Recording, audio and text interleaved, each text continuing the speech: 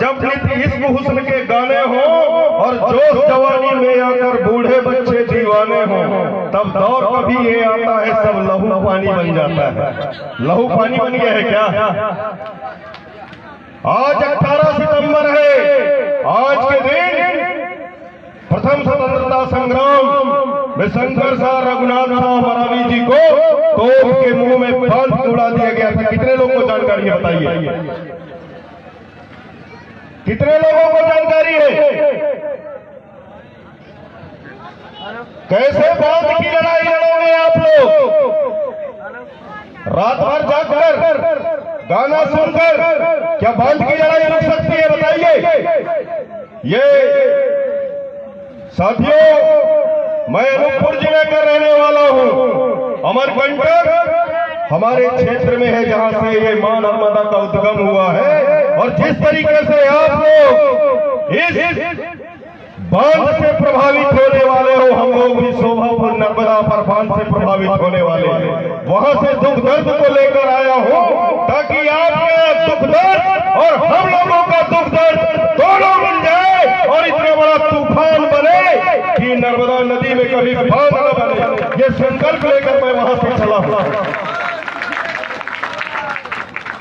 संजोर पंजाब, संजोर पंजाब, शंकर शाह रघुनाथ शाह अमर रहे, शंकर शाह रघुनाथ शाह अमर रहे। जल जंगल जमीन हमारे आपके, नहीं किसी के बाप के। किसी के बाप के हैं क्या? नहीं।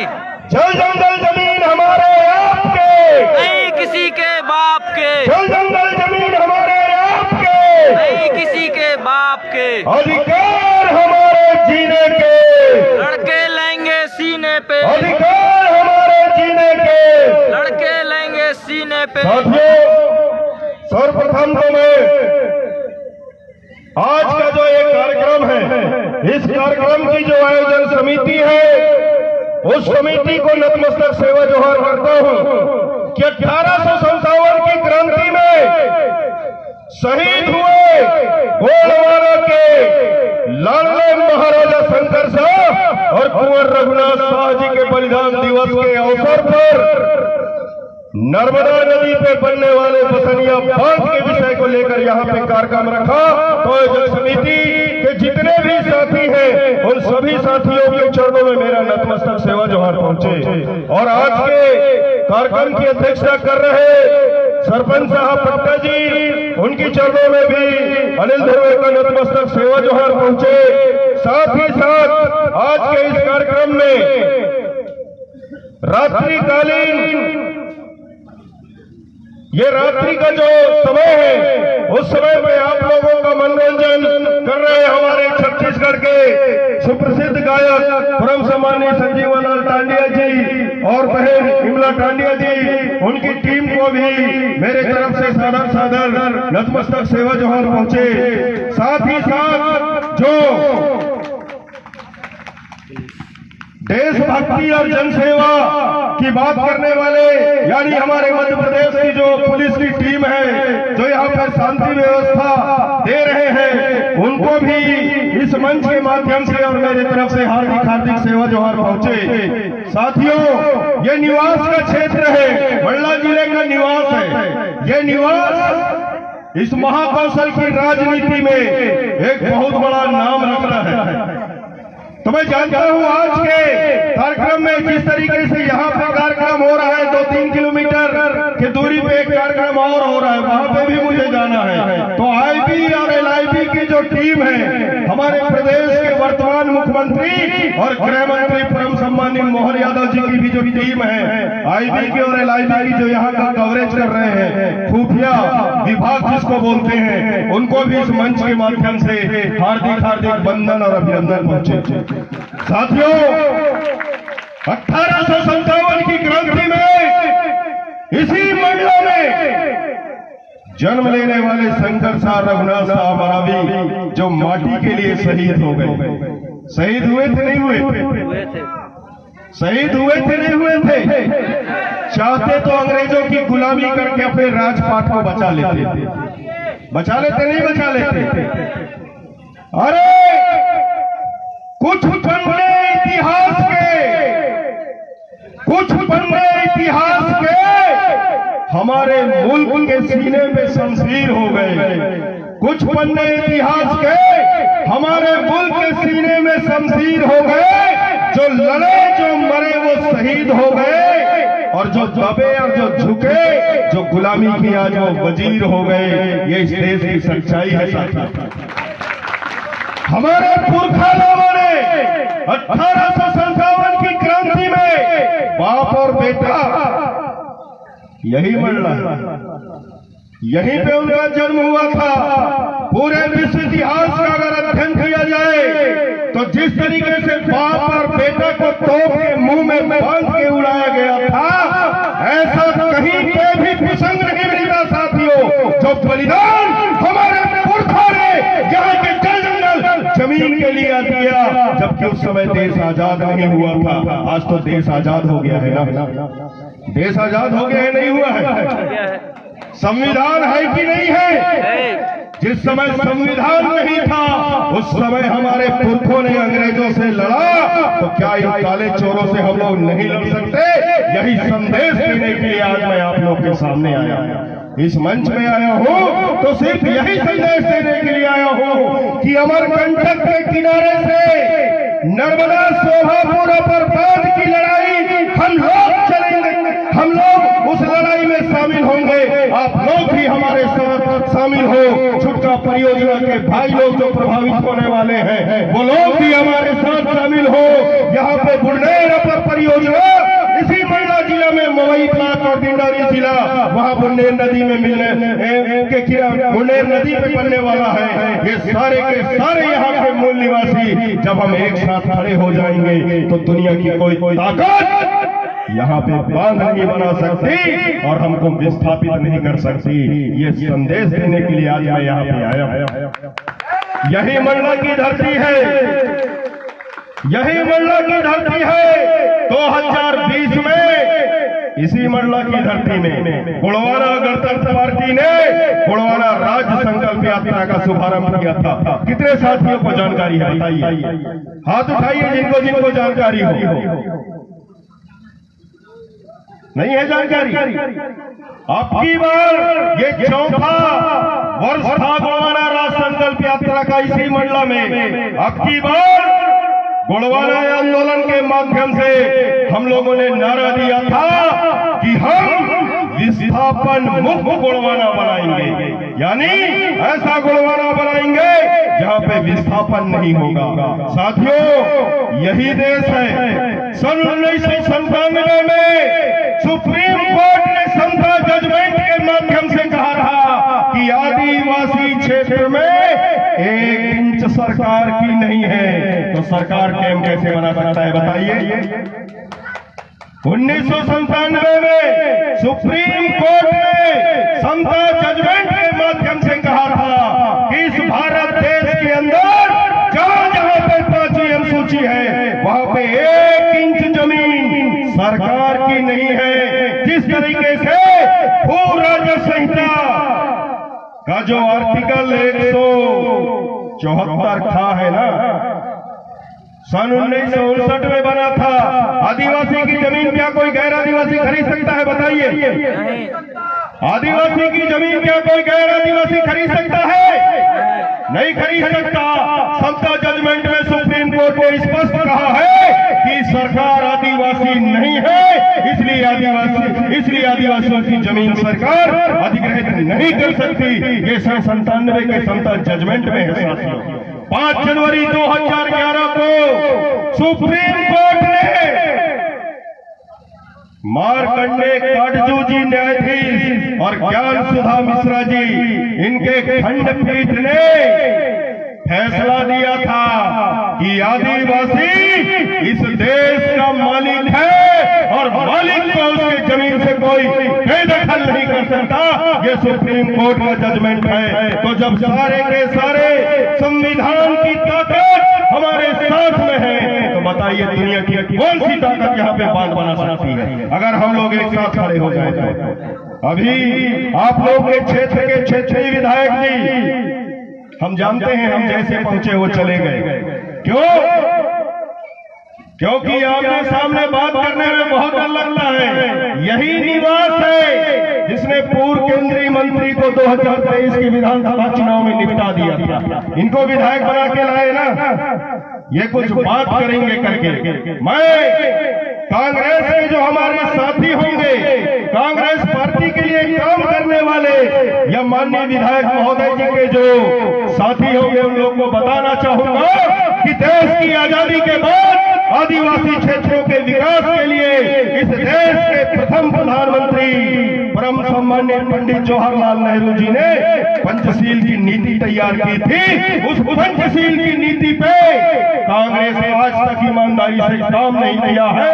इस मंच के माध्यम से मैं ये जितने भी जनता जनार्दन यहाँ पे हैं, जितने भी मातृशक्ति पितृशक्ति हैं, ये परम शक्ति फड़ापेन और महाराजा शंकर शाह रघुनाथ शाह जी की साक्षी मानकर शपथ लेता हूँ कि अगर आप लोग हमारे साथ खड़े हो और ये विधायक और ये सांसद भी अपने पार्टी की गुलामी को छोड़कर अगर आप लोगों के साथ में खड़े हैं तो दुनिया की कोई ताकत यहाँ पे ट्रेन नहीं बना सकती। इस बात का हम वचन देते हैं। साथियों, ये आप लोग का जो गांव है, मैं जब पहली बार बड़वाना राज संकल्प यात्रा के माध्यम से इस मंडला जिला के अंदर घूमा था, बगल में एक खारी नामक गांव है। कितने लोग जानते हैं इस गांव को? बताइए। खारी नामक एक गांव है ना, जो आपके फूल सागर से रिप्टा के बीच में पड़ता है। खारी नामक एक गांव है ना। 1857 की क्रांति में बाप और बेटा को तोप के मुंह में अंग्रेजों ने बांध के उड़ा दिया था। उनके शरीर के चीथड़े उड़ गए थे, चीथड़े उड़ गए थे। उन चीथड़ों को रानी फूल कंवर मरावी ने एक टुकड़ा एकत्रित करके अंतिम संस्कार किया था अपने पति का और अपने जवान बेटा रघुनाथ शाह का। सोचिए वो मंजर कैसा मंजर रहा होगा। अपने पति और अपने बेटे का अंतिम संस्कार करने के बाद में वो और लोगों के जैसे सती नहीं होती, जौहर नहीं करती, वो तलवार उठा के अंग्रेजों के साथ में लड़ती है साथियों। और उसकी अंतिम लड़ाई एक खारी गांव में हुआ था।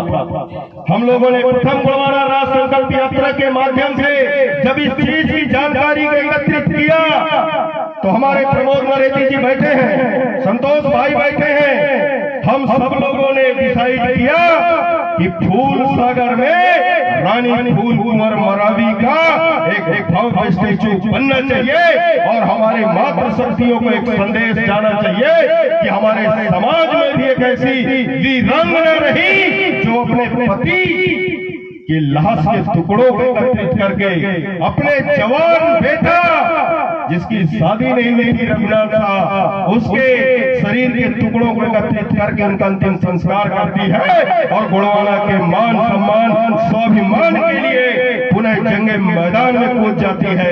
ऐसे मातृशक्तियों के बारे में जानकारी हमारे समाज के मातृशक्तियों को मिलना चाहिए कि नहीं मिलना चाहिए? बताइए आप।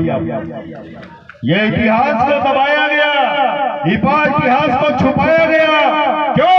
क्योंकि सत्ता में जो बैठे हुए लोग हैं वो नहीं चाहते कि गुड़वाना के लोग अपने इतिहास को जान जाएं। क्योंकि गुड़वाना के लोग जिस दिन अपने इतिहास को जान गए, अपने मान सम्मान स्वाभिमान को पहचान गए, उस दिन उनका जो संवैधानिक जीवन का अधिकार है, उस संवैधानिक जीवन के अधिकार से उन्हें दुनिया की कोई ताकत दूर नहीं कर सकती। ये बात की जानकारी सत्ता में बैठे हुए लोगों को अच्छे से मालूम है साथी। इसलिए दादा मरकाम ने इस गुड़वाना समग्र विकास क्रांति आंदोलन के माध्यम से इस पूरे मध्य भारत के अंदर घूम घूम कर जो गुड़वाना के लोग रहे, ये गुड़वाना के लोगों के अंदर उनके स्वाभिमान को जगाने का काम किया था। साथियों, मैं बताना चाहूंगा, मैं भी 1 तारीख से घर से निकला हूँ। अभी विधायक जी को मैं बोला कि साहब थोड़ा सा बैठो, तो बोले कि नहीं यार मैं सुबह से निकला हूँ। मैं आप लोग को बताना चाहूंगा कि 1 तारीख से मैं घर से निकला हूँ, 2 तारीख को आप लोग ने नैनपुर में रहा, 3 तारीख को डिंडौरी जिला जिला के मेहंदवानी ब्लॉक के कुसेरा नामक गांव में मरावी जी के दशगात्र में था। उस दशगात्र में जब बैठा था मैं, मटियारी के लोग, कुसेरा के लोग वहां मिले और वो एक ही विषय पे बात कर रहे थे और वो बात था बसनिया डैम का। मैं बोला यार बसनिया डैम इतना दूर पे बनने वाला है, आप लोग कैसे प्रभावित हो सकते हो? तो लोग बोले भैया नर्मदा मैया में बांध बंधेगा तो ये दंडना नदी जो है ये पीछे की तरफ जाएगा और हम लोग भी इससे प्रभावित होंगे। मैंने वहां पे भी यही बात कहा था जो आज आप लोगों के साथ सामने बोल के जा रहा हूं कि अगर आप लोग मजबूती के साथ खड़े हो तो अनूपपुर जिला आपके साथ खड़ा है, डिंडौरी जिला आपके साथ खड़ा है। और जब शहडोल जिला, अनूपपुर जिला, डिंडौरी जिला, मंडला जिला एक साथ खड़ा हो जाएगा तो दुनिया की कोई ताकत बांध बनने से नहीं रोक सकती। लेकिन एक चीज और बताना चाहूंगा साथियों, 9 अगस्त को आप लोग विश्व आदिवासी दिवस मनाए, बहुत राजपूत किए होंगे, लेकिन एक चीज की जानकारी आपको नहीं मिली कि 10 अगस्त को रात के 1:30 बजे आपके मंडला कलेक्टर का ट्रांसफर हो गया, डिंडौरी कलेक्टर का ट्रांसफर हो गया, हमारे अनूपपुर जिला के कलेक्टर का भी ट्रांसफर हो गया। 3 कलेक्टरों का ट्रांसफर हुआ 10 अगस्त को रात के 1:30 बजे। क्यों? क्योंकि शासन और प्रशासन के पास में संदेश गया कि अनूपपुर जिला, डिंडौरी जिला और मंडला जिला के आदिवासी लोग 9 अगस्त को सिर्फ नाचते और कूदते रह गए, अपने हक अधिकार के बारे में बात नहीं किए। इसलिए रातों रात उन्होंने 3 कलेक्टरों का ट्रांसफर करा दिया। और मैं एक चीज को आगाह करने के लिए आप लोग के बीच में आया हूं कि अगर आप हम सब लोग नहीं जगे तो कुलस्ते जी जैसे लोग ये हमको नहीं बचाने वाले,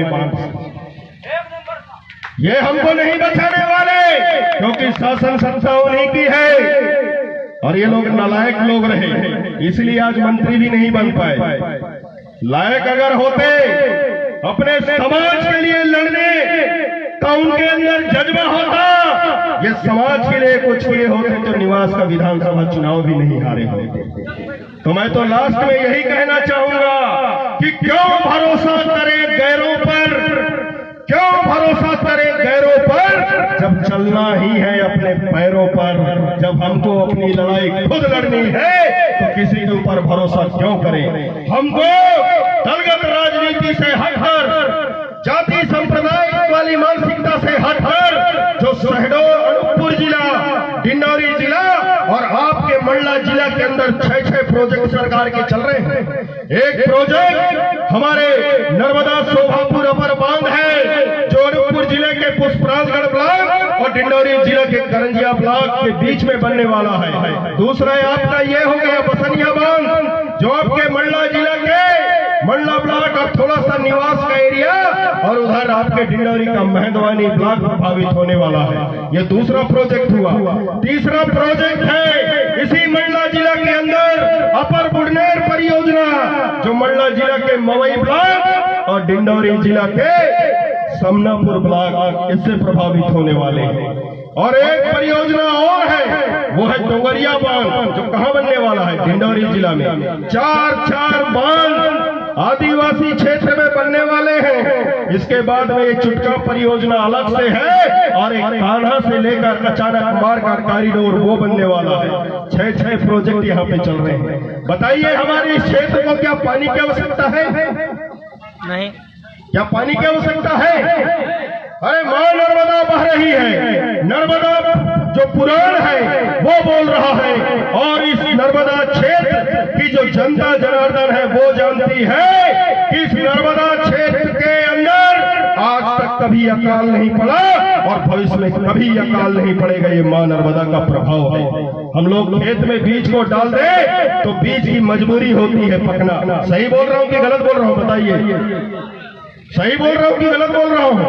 पूरे मध्य प्रदेश के अंदर पानी की अगर सबसे ज्यादा समस्या है तो बुंदेलखंड क्षेत्र में है कि नहीं है? सरकार वहां पे बांध बनाए ना जहां पानी नहीं है, यहाँ तो पानी है कि नहीं है?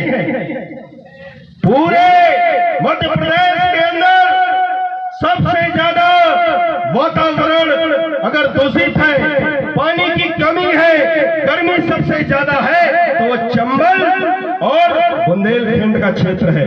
वहां पे सरकार वृक्षारोपण क्यों नहीं करती? आदिवासी क्षेत्र में ही बांध क्यों बनते हैं? आदिवासी क्षेत्र में ही बड़े बड़े पावर प्लांट क्यों बनते हैं? आदिवासी क्षेत्र में ही वर्षों से जंगल की जो भूमि है वहां पे काबिज वनवासियों को पट्टा क्यों नहीं मिलता? वहां पे वृक्षारोपण क्यों नहीं होता? इस सवाल का जवाब हमको तलाशना पड़ेगा साथियों। और इस सवाल का जवाब ये है कि सरकार को लगता है कि आदिवासियों को पुलिस के घर से दूर हटाया जा सकता है, डंडे की जोर पे आदिवासियों को डराया जा सकता है, ये सरकार का मानना है। तो अब हमारी जिम्मेदारी बनती है कि हम सरकार को बताएं कि हमारे पुरखा जंगल में 4 पैर वाले को खदेड़ के मारते रहे तो तुम तो 2 पैर वाले हो। और वर्तमान में संविधान है, अगर हमारे जल जंगल जमीन की तरफ नजर आप तुम गड़ाओगे तो खदेड़ दिए जाओगे। ये जवाब हमको देना पड़ेगा और इसके लिए हमारी मातृशक्तियों को सामने आना पड़ेगा। साथियों, बातें तो बहुत ज्यादा हैं और हमारी जो लड़ाई है वो लड़ाई नौजवानों के दम पे लड़ी जाएगी। ये बसनिया और लहरा बांध जो यहाँ पे बनने वाला है, इस मंच के माध्यम से मैं अपील करना चाहूंगा अपने नौजवान साथियों को कि साथियों, कोई भी दिन बैठक का तय कीजिए, मेरे को फोन करके बता दीजिएगा, मैं आ जाऊंगा और आपकी लड़ाई हम लड़ेंगे। उधर नर्मदा शोभापुर अपर बांध वालों की लड़ाई आप लोग लड़ोगे और जब हम कंधा से कंधा मिलाकर लड़ाई को लड़ेंगे, इस देश के अंदर लोकतंत्र है, संविधान है और संवैधानिक लड़ाई जब हम लड़ेंगे तो दुनिया की कोई ताकत हमको हमारी लड़ाई से हमको हरा नहीं सकता। और ये माटी जो जिसके साथ में हमारा संबंध रहा है, हमारे पुरखों का संबंध रहा है, हमारे पुरखों की जो अस्थि और हमारे पुरखों की जो अस्थि मज्जा इस धरती में गड़ा हुआ है, जिस धरती के साथ में हमारा एक लगाव है, भावनात्मक लगाव है, धार्मिक लगाव है, उससे दुनिया की कोई ताकत हमको दूर नहीं कर सकती। ऐसे संघर्ष का और ऐसे लड़ाई का सृजन हो, ऐसी मानसिकता रखते हुए मैं अपने विचारों को यहीं पे विराम दूंगा और जाते जाते आप सभी लोगों के चरणों में पुनः नतमस्तक सेवा जोहार करूंगा कि आप लोगों ने मेरी बातों को बहुत ध्यान से सुना, मनोयोग पूर्वक आप लोगों ने मेरी बातों को सुना। और जाते जाते एक अपील और करना चाहूंगा कि साथियों, ये बसनिया बांध की लड़ाई में आप अकेले नहीं हो, अनूपपुर के लोग भी आपके साथ हैं, डिंडौरी के लोग भी आपके साथ हैं, उधर छत्तीसगढ़ का जो कवर्धा जिला है जहां पे एक कान्हा और अचानक मार का कॉरिडोर बनने वाला है, वो लोग भी आपके साथ हैं, सिवनी जिला के लोग भी आपके साथ हैं। और निश्चित ही जब हम मिलकर अपनी लड़ाई को लड़ेंगे तो हमारे पुरखों ने अगर अंग्रेजों को लात मार के यहाँ से भगाया था तो इन काले अंग्रेजों को भी हम भगाएंगे। इसी आस और विश्वास के साथ पुनः आप लोगों की चरणों में अनिल धुर्वे का नतमस्तक सेवा जोहार करें। और जाते जाते मैं आप लोगों से अपील करना चाहूंगा कि जब भी ये बसनिया बांध को लेकर यहाँ का जो संगठन है कोई भी कार्यक्रम का आयोजन करे तो आप लोग वहां पे जरूर पहुंचिएगा, क्योंकि आप लोगों के चरणों की धूल जब उन कार्यकर्ताओं को जो बसनिया बांध का विरोध कर रहे हैं उनके मस्तक पर पहुंचेगा तो निश्चित ही उनका हौसला 7वें आसमान को छुएगा। इसी आस और विश्वास के साथ पुनः आप लोगों के श्री चरणों में अनिल धुर्वे का नतमस्तक सेवा जोहार पहुंचे। जय जोहार, जय गुणवान।